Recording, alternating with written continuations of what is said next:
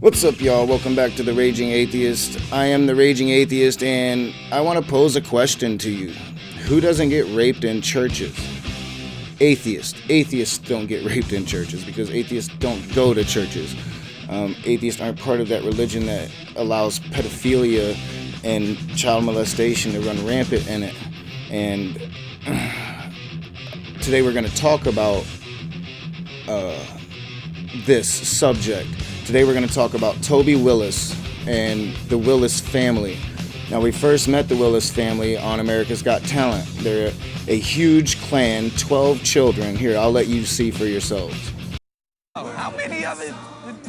There's 12 kids. 12? We are a 12-piece band, and we're all siblings. And we are the Willis clan.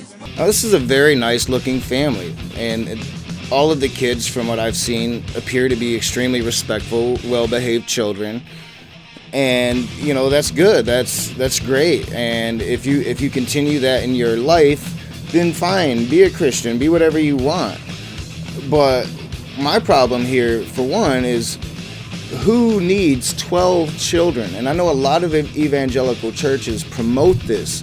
They want you to breed as many cult members as you can. But it takes a certain kind of messed up for a dude to just keep impregnating his wife. I mean, after, I get that you know, your religion doesn't like using things like condom and contraceptives, but after 5 or 6, don't you think, hey, maybe it's time to take some precautionary measures so I'm not getting my wife pregnant every single year? And then, you know, to start drilling these children at such a young age that you are going to be this, you are going to do this, whether you like it or not. I seen part of the interview that I'm not going to show you. There's a part, and they could be joking, but they could be serious, where they're like, if you don't perform well, you don't eat, you know. And I am leaning towards that they were probably serious, especially with what we know now about Toby Willis. But I mean, what kind of mentality do you have to have as a man to want to keep procreating like that, procreating, and it's that is not your property to do with as you will. And yes, maybe she's consenting and she's wanting to do it as well, but it's just the mentality. And you've seen it before. You've seen it with Josh Duggar, and you've seen it with these huge families. You know, you see it in the Mormon religion especially, where these people use this religion to influence the young minds of women to basically become their sex slaves.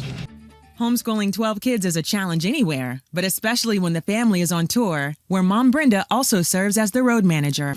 Ironically, Father Toby Willis was hesitant about doing the show. The funny thing is, I've been in television for, 2 decades, and people would come to me, especially when the first big family got on, everybody's like, Toby, you need to do this. And I'm like, no way, no, I don't want any part of that. I mean, people should have seen him for the liar that he is right there. You're going to tell me that you molded these 12 children from infancy to be this band, and you weren't going to take the opportunity to promote the hell out of that and to make as much money from that as you can? No, don't give me that. You're a liar and you're a deceiver, and you've probably deceived all of your children into thinking in biblical terms, that in a corrupt way, in a way that people thought 2,000 years ago. Well, we live in a new age, and he knows that. He knows that. He takes advantage of it. And what's up with this homeschooling? Why are these evangelicals so afraid of history and science? Why do they feel like they have to teach their children an alternative school load? I don't get that. I don't understand how it's even legal. Ignorance should not be legal. Teaching ignorance to children should not be legal. These kids should have to go to school like everybody else, and they should have to learn the sciences. They should have to learn history, and you can't tell me that these parents are teaching them that on the road all the time as they're trying to make a fortune off of these children. We're normal people, and when you go through something like an accident and your faith holds you up and you struggle and people see that, it inspires them. No, you're not normal people. Normal people don't spend, 15 years pushing out child after child after child and then warping their minds into following this cult and dictating to them what they're going to spend their entire lives doing. Now, I'm not taking anything away from their abilities and their talents, and they seem like they are very talented children. But, how is your faith an inspiration to others now that the matriarch of your family has been convicted of rape? The Willises attend a home church near Gallatin, Tennessee, and also try to hold worship services on the road. The most important thing for this show business family is having an eternal perspective and keeping the Word of God at the forefront of all they do. We believe this life isn't all there is. God has given us a big book, 66 books that we should read through and understand, and part of that is what is our destiny? And to understand that where we came from, where are we going, why are we here? The definition of faith isn't believing in something contrary to evidence or without evidence. The biblical definition of faith is believing in something not seen, but based on good evidence. And the Bible is filled with that good evidence. These people go around the country promoting this evangelical lifestyle, that they're an example that should be followed by other families of America. And they preach this archaic book, and they preach that despite all of the science about the overpopulation of the earth, and they preach that you need to procreate as much as possible and just produce child after child after child after child after child. And what kind of animal has to do that? I mean, it even feels that that's right to do that to his wife over and over and over again. And what kind of woman has the mentality that they want to just produce children and that's all they're good for?